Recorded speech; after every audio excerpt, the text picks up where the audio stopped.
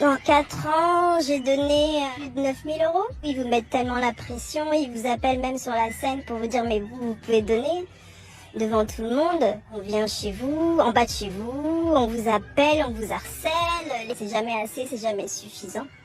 Donc en gros, on me donne tout. On a eu aussi beaucoup de parents qui sont venus dans les bureaux avec des gendarmes pour retirer leurs enfants qui avaient vidé leur livret A. Beaucoup de familles qui s'endettent au nom de guérison, au nom de donner pour le pasteur qui va imposer les mains sur nous pour nous guérir, pour nous libérer, ce genre de choses.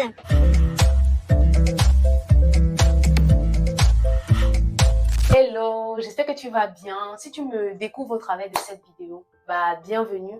Moi, c'est Armelle et ici, on parle des défis, des difficultés, des galères qu'on rencontre la plupart des temps à l'étranger et comment faire pour s'en sortir. Comment nous qui sommes sur le territoire étranger, on a peut-être fait pour s'en sortir.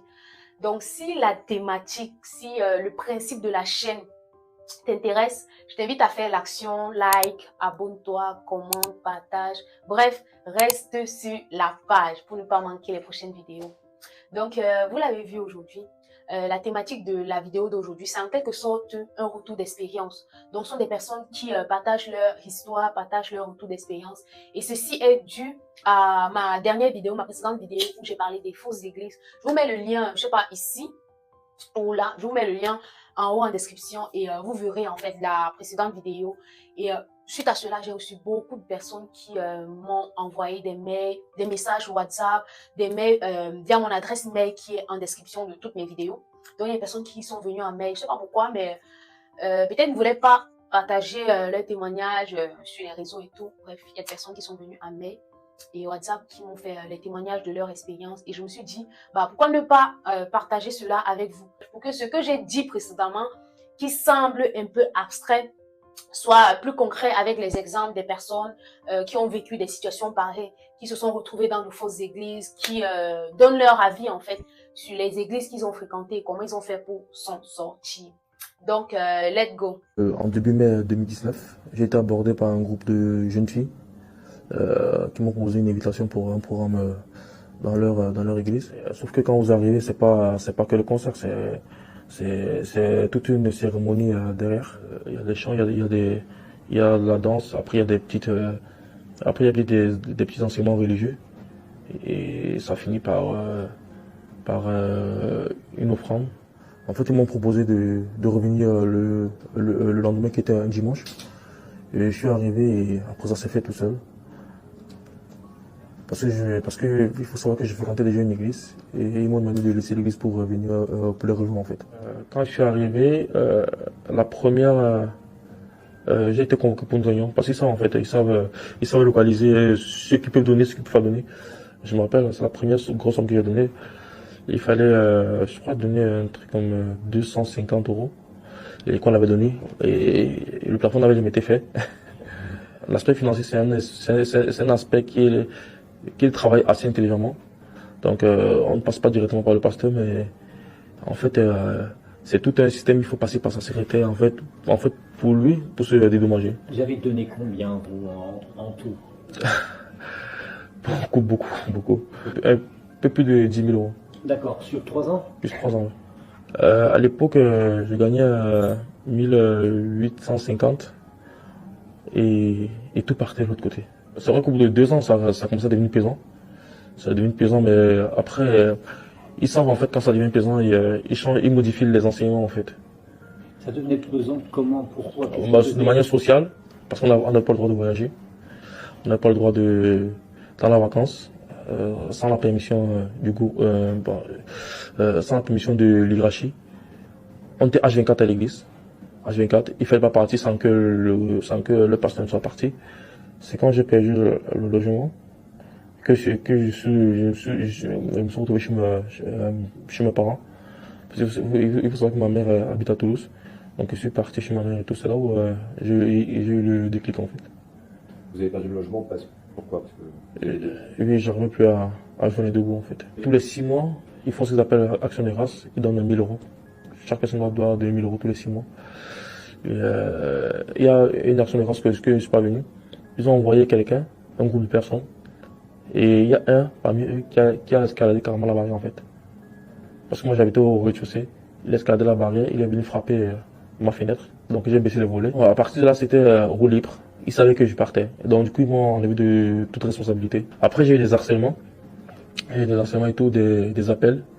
Des appels et des menaces aussi, à travers la fille avec qui j'étais. Je sais pas comment je me suis sorti de là, mais franchement, j'étais fort. Parce qu'il y a beaucoup qui prennent un coup de dépression. Beaucoup prennent une dépression parce qu'en fait, il faut savoir que vous êtes comme dans une bulle pendant plusieurs années. Et quand vous sortez de là, vous êtes comme si vous êtes en train de réapprendre comment vivre en fait. Donc vous êtes complètement coupé du monde social. Donc beaucoup sont tombés en dépression. Il y a beaucoup qui n'arrivent plus à travailler. Et moi je parle de mon cas précis parce que bon, moi j'étais fort et tout. Mais il y a beaucoup dans d'autres églises aussi qu'il faut que franchement, que ce soit la mairie, que ce soit la préfecture qui puisse vraiment mettre un accent dessus. C'est pas le nom d'une église, mais quand vous y êtes, faites attention aux signes, aux gestes, tout ce que vous voyez. Faites vraiment très attention à l'environnement dans lequel vous vous trouvez et tout ce qui s'y passe en fait. Voilà. Le deuxième témoignage, je pense que c'est celui d'une fille qui dit « Je connais une église à Lyon, on m'a invité chez une sœur, j'étais là-bas et à la fin, on me donne une tablette où je dois mettre toutes mes infos et adresses du domicile vu que c'était la première fois pour moi. J'ai trouvé louche, j'ai demandé à la sœur pourquoi je dois mettre mon adresse à domicile et tout. Oh non, on va te contacter. J'ai trouvé louche, j'ai tapé.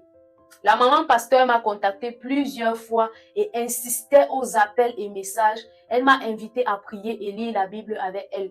Je lui ai dit que je connaissais la parole, je suis chrétienne. Déjà, elle voulait savoir tout sur moi avec ses questions. Et quand elle a compris que je ne répondais plus à ses appels et messages, elle a abandonné au bout de 6 mois. J'ai vu son jeu, elle fait avec une petite émoticône comme quoi elle a gagné quoi. Et le troisième témoignage que j'ai reçu, la personne dit « Bonjour, ce que vous dites c'est exactement ça. Dans une autre église, j'étais partie en vacances aux USA une semaine et je me suis trompée du jour de retour. On m'a accusée d'avoir voulu éviter de venir à l'église. Je me suis retrouvée à devoir me justifier malgré les dates de mes billets d'avion. On m'a fait une réunion pour me faire descendre de mes responsabilités. Même pour partir, il avait fallu que je pose des jours comme en entreprise. Je me suis dit, il y a quelque chose qui n'allait pas. De là, j'ai pris le temps de me retirer, sans parler d'autre chose qui commençait à me saouler. Désormais, j'y vais que si j'ai envie. Zéro pression, électron libre. Mon avis sur ça, en fait, l'église ne devrait pas... Si tu as une responsabilité, c'est normal que tu signales, en fait. C'est normal que tu signales de ton absence le fait que tu ne peux pas assurer la responsabilité. Mais l'église ne devrait pas être... je vais dire comme un jugement, ne va pas te mettre la pression, comme si c'était ton patron, vu que c'est un service que tu fais par amour, c'est un service que tu fais délibérément. Je vois pas pourquoi, en fait, on te met la pression. Surtout qu'elle explique que c'était un souci avec son vol. Et en aucun cas, en fait, elle avait l'intention de zapper, en fait, l'église. Mais là, le fait qu'on l'accuse comme ça, j'imagine même pas les proies faciles qui vont se sentir redevables ou coupables ou emprisonnés ou bien contraints. Donc voilà mon avis sur ça. L'église ne devrait pas te mettre une quelconque pression, étant donné que tu fais tout ça par amour, tout ça par obéissance au Seigneur et non obéissance à un homme. Et c'est normal de signaler si tu occupes une responsabilité, que tu veux aller, que tu veux te déplacer, tout c'est tout à fait normal. Donc voilà mon avis dessus. Un autre témoignage que j'ai reçu et que je trouve d'ailleurs très très pertinent, c'est un gars, il dit « Vous avez remarqué que les adorateurs du diable ne peuvent jamais se contenter de pratiquer leurs fausses croyances dans leur coin. Que ce soit par la profanation d'église ou l'utilisation d'hosties consacrées pour leur messe noire, il faut toujours qu'ils attaquent et souillent la foi chrétienne par lesquelles ils sont littéralement obsédés. Cela n'a rien de surprenant car comme l'enseigne la théologie chrétienne, Satan est obsédé par Dieu contre lequel il s'est révolté par orgueil. À bien des égards, le diable est comme un type obsédé par son ex-petit ami qui prétend être passé à autre chose, mais qui continue de penser tout le temps à elle et à suivre ses moindres faits et gestes. En un seul mot, le diable est un pauvre type et s'il peut aboyer, c'est toujours Dieu qui le tient en laisse. Le diable est un pauvre type et s'il peut aboyer, c'est toujours Dieu qui le tient en laisse. Je pense que ce commentaire, en fait, il résume un peu la pratique des fausses églises. Vraiment. On vous embobine, on vous montre la belle façade, on vous prêche au début. En fait, c'est quand vous avez l'impression que c'est le vrai, mais en fait, c'est le faux. Et c'est comme de l'esclavage. Et je pense que ce témoignage, vraiment, il dit les thèmes.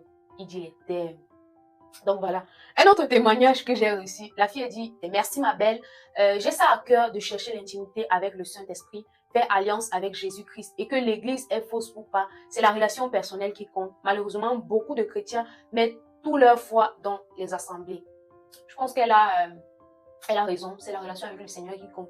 Aller à l'assemblée, oui, tu obéis à une règle du Seigneur, mais c'est pas pour autant dit qu'on a attaché ton nombril dans cette assemblée et que si ça ne te convient plus ou ça ne te convient pas, bah, tu es obligé d'y rester.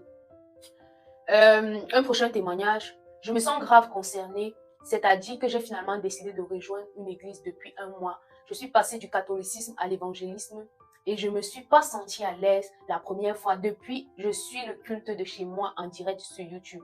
L'inconvénient de ça, c'est quoi? Tu suis le culte, tu n'as pas de relation avec les autres frères et sœurs. Tu ne vis pas en fait la communion fraternelle parce que voilà, c'est en ligne. Également, c'est avec le téléphone, notifications arrivent et tout. Tu vois les notifications. C'est bien dans le cas où, par exemple, quand tu es en Covid et tout. C'était bien. Mais c'est aussi important d'avoir les relations avec les autres personnes. C'est important aussi de discuter de tout et de rien, de la parole et tout avec d'autres personnes. Donc, en tout cas, moi, je ne suis pas trop culte en ligne. Je ne suis pas trop culte YouTube. Oui, je peux suivre 1 ou 2 enseignements en ligne. Mais je préfère plus aller en présentiel. Et pour aller en présentiel, bah justement, il faut choisir la bonne église, le bon lieu, le bon message et tout pour pouvoir y aller. Le prochain témoignage, je ne sais pas ça va faire long. En tout cas, j'ai reçu beaucoup de témoignages, beaucoup de vidéos. Et je ne vais pas mettre toutes ces vidéos parce que ça indexe particulièrement certaines églises. Et le but ici n'est pas d'indexer une église en particulier. Vous savez, on sait tous qu'il y a certaines églises qui sont bien mentionnées. Il y a certaines personnes qui dénoncent proprement dit le nom des églises et tout, mais moi c'est pas ce que je veux faire. C'est juste appeler à la vigilance, appeler à son esprit de discernement pour pouvoir détecter ce qui te convient et ce qui ne te convient pas. Le prochain témoignage dit, le problème de l'église, c'est qu'elle alimente la foi des gens par la peur de l'enfer, la peur de perdre son salut, de mourir et de ne jamais trouver la paix. C'est une manipulation. On doit venir à Christ par amour parce qu'on l'aime et qu'il nous aime. Beaucoup de choses doivent évoluer. On doit venir à Christ par amour parce qu'il nous aime et parce qu'on l'aime. Tout est dit, tout est clair. La plupart des églises, en fait, nous tiennent par la manipulation. Et c'est à nous de détecter si on est manipulé ou pas. Et dans la précédente vidéo, je disais, tu peux ne pas savoir que tu es manipulé, mais des personnes autour de toi te font la remarque. Des amis qui t'entouraient commencent à se détacher de toi. Tu ne trouves pas ça bizarre? Ta famille te fait peut-être la remarque sur le fait que il y a quelque chose qui a changé. Mais toi, en fait, ça ne te dit rien. Donc, je pense qu'avec ça, en fait, tu peux facilement savoir si tu es manipulé ou pas. Et même ce qu'on te demande généralement de faire dans ces églises, ça ne te correspond pas, ça ne te plaît pas. Mais en quelque sorte, tu le fais par contrainte, tu le fais parce que c'est le pasteur, parce que c'est l'ancien qui t'a demandé. Mais ça, c'est la manipulation. Ça, c'est la manipulation pour moi. Faites attention, faites très, très attention. Je pense que c'est le dernier. Ah ouais, bon, l'avant-dernier témoignage, elle dit... j'ai connu ces mouvements sectaires, mais je ne sais pas ce qui m'a fait les quitter à temps. Certains diront mon esprit critique ou mon instabilité. Franchement, je me pose la question. Depuis que j'ai cherché Dieu dans mon cœur, prier seul chez moi et dire au Seigneur ce qui vraiment me tourmentait, je suis devenue une autodidacte. Et franchement, il est mon seul guide, mon ami, mon père, mon consolateur. J'ai avancé plus vite toute seule en compagnie de ces gens-là, entre parenthèses, église. Bien sûr, je lui demande de rencontrer des bonnes personnes. Tout à l'heure, on parlait de la communion fraternelle. Elle dit, bien sûr, je lui demande de rencontrer des bonnes personnes. Si le Seigneur est en colère, moi aussi, et ça me révolte, et je me mets en garde à mon niveau, ceux qui seraient attirés par ces groupes, je sais pas trop. Mais c'est mon combat personnel. Trop de gens ont été détruits par ces groupes qui endoctrinent, lavent le cerveau des gens désespérés. Pas facile de sortir d'une emprise, on y laisse des plumes. Il y en a qui deviennent athées chez les victimes. Moi, je jetterai jamais l'eau du bain avec le bébé, comme on dit. Je m'arrête là parce que la plupart des temps, on part dans une église, 2 églises, et après on commence à juger toutes les églises ou toutes les personnes qui partent dans des églises. Mais non, elle a dit, je ne jetterai jamais l'eau du bain avec le bébé. Donc, c'est pas parce que tu es parti, c'est pas parce que tu as rencontré une mauvaise église que toutes les églises sont mauvaises, non. C'est pas parce que tu as peut-être rencontré des chrétiens, pas chrétiens, je dirais comme ça, des chrétiens pas gentils, que tous les chrétiens ne sont pas gentils. Ou bien, c'est pas parce qu'on t'a fait un truc à l'église que forcément tu vas plus aller à l'église. Je sais pas si, j'avais déjà suivi un témoignage comme ça, quelqu'un qui n'est plus parti à l'église parce que, bah, on l'avait pas bien accueilli, on lui a pas donné l'eau, comme d'autres personnes. Arrivé à son tour, en fait, l'eau était finie, et il a décidé de ne plus venir parce qu'elle était choquée, là, honte et tout. Mais vous ne devrez pas tout mélanger, on ne devrait pas tout mélanger. C'est pas parce qu'il y a des mauvaises églises ou bien tu as rencontré une mauvaise église que toutes les églises sont mauvaises. Prends le temps de prier, de chercher, de demander au Seigneur quelle église te convient. Et je pense que là, tu vas trouver la bonne église qui te convient et tu vas y aller sans problème. À la fin, il dit, Dieu n'a rien à voir avec la méchanceté, la cupidité des hommes. Il est amour, c'est sa qualité principale. Ce n'est pas un tyran. Je pense que, voilà, elle a terminé son témoignage comme ça. Et le dernier témoignage que j'aime, c'est j'ai connu un pasteur, j'ai même connu un pasteur dire à ceux qui quittaient son église qu'ils perdaient leur salut. Donc parce que moi je quitte ton église, je perds mon salut. Ton église là, c'est l'éternité. Ton église est là, c'est le paradis. Elle dit, c'est l'église qui donne le salut ou c'est Jésus qui donne le salut? C'est la question qu'elle pose. Je pose la question à tous ces gourous et toutes ces fausses églises.